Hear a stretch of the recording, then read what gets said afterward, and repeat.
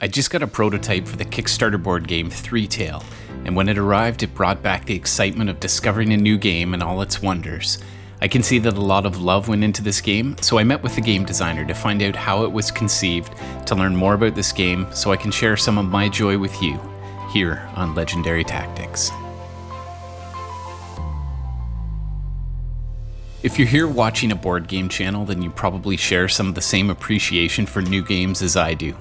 I love the weight of a new game, the aroma when you open it, the feeling you get when you unpack the minis, and the curiosity that creeps out when you flip through the rulebook and check out the components. Now, before I welcome Hristo Jordanov to talk about where this game came from and why he made it, I'd like to point out some highlights right out of the box. You've got dual layer player boards with lots of room to customize your character. There's beautiful artwork, custom metal dice, organized quest boxes that I already want to break open, and finally, the tile-based modular board game system. For a prototype, this looks really good. So let's find out what inspired this game. Welcome, Hristo. I'm glad you were able to join us. Thank you very much for the invitation. It's quite an honor to be here. Well, thank you. And you're coming to us from Bulgaria, is that right? Yeah, absolutely. From the capital, Sofia. Excellent. Very good. So, well, thank you. I received a copy of your game, and I'll be looking forward to playing that. I just received it yesterday, so I'll be playing it with my sons in the next couple of days. But something that I really love in a board game is the narrative that comes with it. So could we start by talking about how do we immerse ourselves into the story for Threetale? Yes, well, the story is about three heroes that dream a dream and have prophecies, and they see some outcomes of the future that can happen. And because of those future prophecies, they decide to travel through time and go to the past, develop some virtues and talents, go to the present, and then actually in the future, one of those scenarios that they have dreamt about actually happens, and they have to be prepared for all of them in order to be ready for the final quest, for the final end game, and to save the world. Oh, that sounds really cool. So I think I scanned over the rules, and it sounds like the prophecy is when you choose your character, and there's lots of characters to choose from. The past is when you build the board and you develop your character. And I think this is meant to be a very interactive process between players where you're helping each other and customizing what you think you'll need for the end game. The present is when you're preparing for the future phase, organizing who goes next. And then the future phase, that's when you crack out a whole new book. And then that's the main challenge. Or would you say that's like a boss battle? Yes, well, most of the scenarios are actually really different from one another. Some of them are like, as you say, boss fight or something like that. Okay. Some of them are more collecting end games that you have to get some sort of a resource and gather on a certain point in time in order to win the scenario. Some of them are actually even different because sometimes you have to defeat yourself. This is one of the quests. So I think that they are very different from one another, and you should expect a different approach. You should have a different approach every time. Oh, so it's going to keep the game really fresh then. And you can customize your characters differently depending on how badly you did in the previous game. Yes, well, the feedback so far is actually that the game is really hard. I mean, yeah. This final stage is really hard to defeat. But as you play the game and as you use more characters, try them out, you actually see how the combos work and which hero to pick in certain end game scenarios. So I think that you develop some game knowledge and you really feel that you become better in the game. And we introduced also some difficulty levels in order to not have so many frustrated people playtesting the game, because some people just want to win on the first try, and that is perfectly okay. But for me, it's good that you feel the game as something that is really challenging, because the whole idea is to actually feel that you accomplished something, and this is why we wanted our game to be hard to defeat, but really rewarding when you do. I actually find for me, my favorite co-op games are the ones I lose. I mean, Pandemic or The Captain is Dead. I actually have a better experience and a more memorable experience when I get beaten, because then it makes me want to play right away. Whereas I've played some games like Robinson Crusoe, I didn't find it that challenging, and I never really wanted to go play it again. I'm so sorry to our viewers who love Robinson Crusoe, but it didn't work for me. I'd just like to ask you about Shivitsa. This is your word for XP that you gather throughout the game. Where does that word come from, or what's the history behind that word?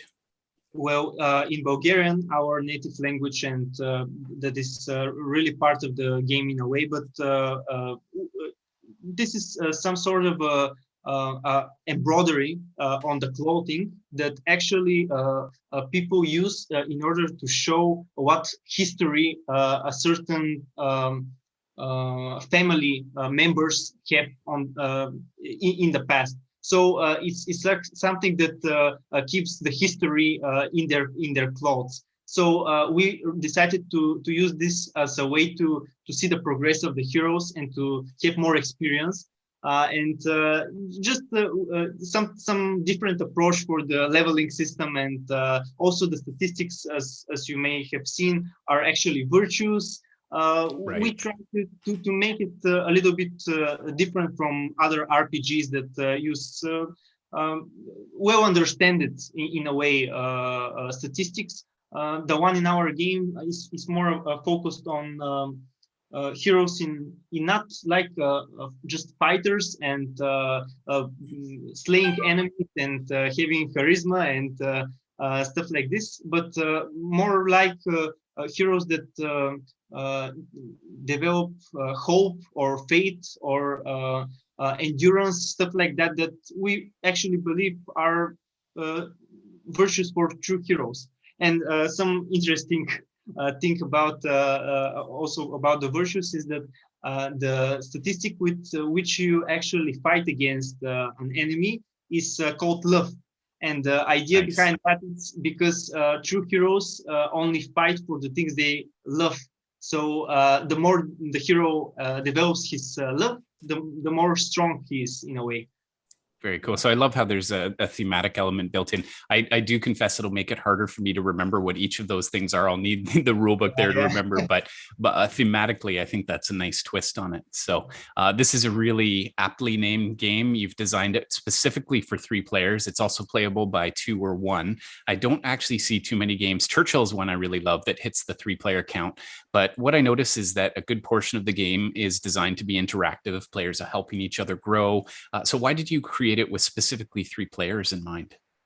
Yes, well, at first it was a result of deep analysis of a game of this genre, because most of the games that are adventure type games, cooperative adventure type games, the best player count that is considered by the community is actually 3 players. And the reason why this is because in this sweet spot, you actually have enough interactions between the players in order to be interesting, but as well not to be that time consuming if you have 4 or more players. So we decided, let's just make a good game that is for this player count, and just have a good result. I mean, people people to enjoy this experience as a whole, and we actually made the game possible in 2 or 1 or single player mode, but the main idea is to play it by 3. And because we actually give the opportunity to play it solo, a lot of solo players actually said that this is a very good solo experience, because you control 3 players at all, 3 characters at all time. But because it's a cooperative game that takes one thing from one player and gives it to another, you actually feel that you're just managing more stuff, but it feels like a good engine. And the solo experience is, some say that even it's better than 3-player experience, something that we didn't expect in the beginning.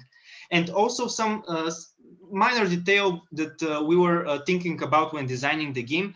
We had the same approach that is for mobile computer games, that if we just say that this player count is for 3 players, we actually give the opportunity this to be some sort of a tournament game in a way, right. because when you have when you all pick the same prophecies, and this is something we made in Bulgaria, a tournament between five teams, and it was very interesting because they all pick the same prophecies and they pick different heroes, and they have different approach of the first three phases, and then when the final task comes, you see that some teams are better prepared than others, and at the end you can count your score and you see who is better. So this player count that we have fixed actually makes it possible to make it a really cool cooperative but also tournament game in a way.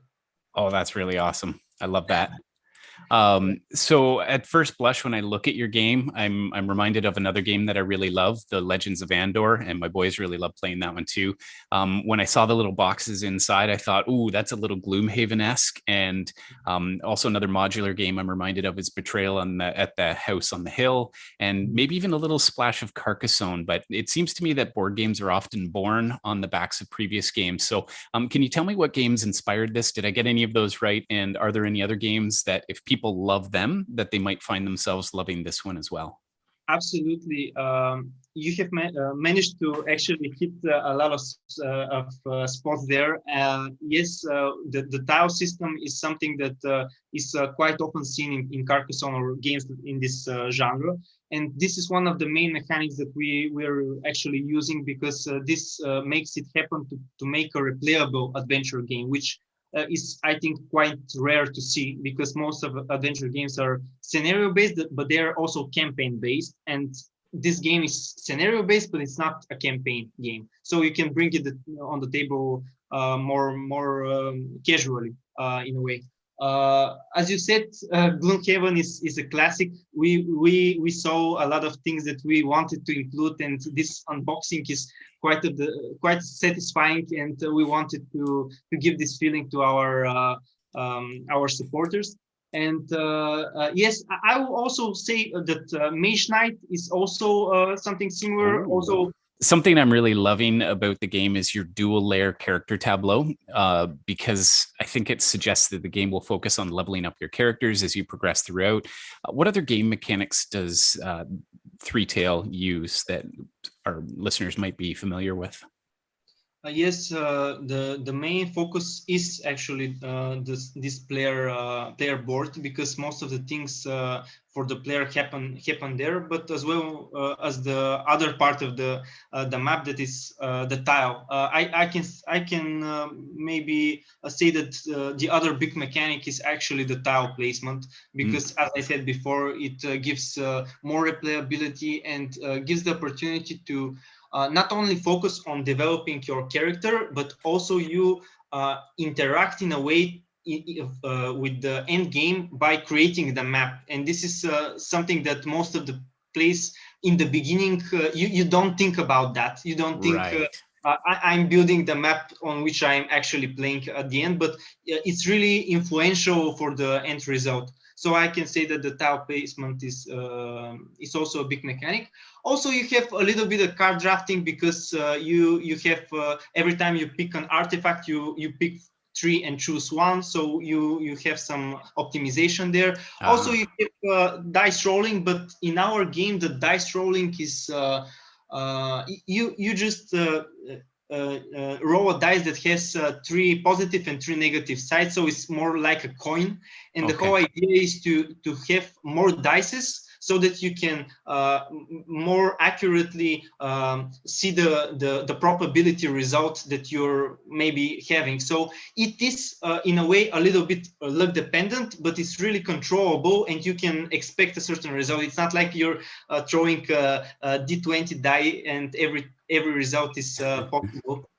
So yeah, you can stack the die and you can increase the probability of a better result. I love it. Yeah. I'm starting to with every sentence you say, I'm getting more and more excited to play this game. So this is sounding really cool. I see that congratulations are in order. Your Kickstarter page has suggested this has been funded. So this game is happening. And I guess my question is, what are your hopes for the game now? And what did it feel like to hit that milestone of having enough supporters to meet your goal? Well, yes, actually, the biggest, the most rewarding thing is to see people that are enjoying what you have made, and to see that they are putting their trust and their financial uh, income in this game, because this is really something that as a first-time creator, we didn't expect to have that much support, but actually it's really coming to life, and this is a big responsibility for us, because this trust. We are very happy that we reached our goal, but we are also feeling this burden and this responsibility to actually deliver a product that is really amazing, because it's in these days it's really easy to advertise just this big project that it's amazing and everything happens and it's a wow, but when the game comes to the backer, this is the actual moment that you realize if you have made a good job or not. So where did the idea for this game come from? Why did you create it? I mean, have you, when you were a little kid, did you think I'm going to be a board game designer someday, or why did you create this? Yes, well, actually, in real life, I'm an architect, so I'm not sure that most of the people can see the connections between game design and architecture, but actually they are quite similar, because you create an experience. The real architecture is not about creating a building, but creating a place for a human, and creating a board game is also in a way creating a space or an environment for a person to experience. And this game took us a lot of time, because we really wanted to make a product that we love and that we are satisfied with, and it really takes time to do that. And I'm not sure if there was a dream or something like that to show us the way, but it definitely was an inspiration of not only me as a game designer to make this game, but also from my whole team, because we are 8 people creating this game, and this is a lot of people. Those are a lot of people for one board game, but everyone give their soul, and really wanted to give even things that they didn't have at this time, because some of the people that work on the artwork, this is their first really big project that they are diving in, so they had to even prepare their self in order to have a better result in this game. So yeah, I think that this is something very special for us. I really hope that people really can feel that in a way. Well, you have to say thanks to your artist, because that was the thing that struck me about this game. I'll show the board game box here. I'll show some of the cards, but I think it's a really beautiful game. So great work on that. What would you say is the main reason that someone should buy this game, make a spot on their shelf? Because board gamers are addicts and we don't have a lot of room. So what would you say its place is in a board game collection? I think that this is a very good introduction for very hard and medium to hard games out there that are cooperative adventures. I think this game can be really easily be placed on the table, and you can play this game with even your children, and show them some things that are archetypical in a way. I'm not sure how to put it, but really about how actual teamwork and how real heroes work.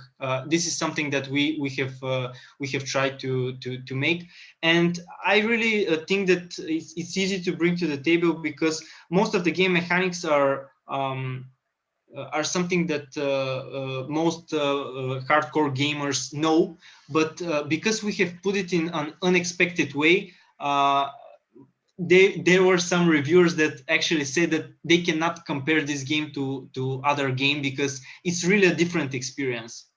That's very cool. Well, I have to tell you, you've got 14 plus on the box, but my 8-year-old son really wants to level his character up, and my 9-year-old son really wants to build the board and just explore. So I think there's something there for both of them. And for me, I'm looking forward to the story and seeing what happens when we hit that future. So I appreciate you taking the time to share your game with Legendary Tactics, and I wish you lots of luck in bringing this game to life. Thanks so much for joining us.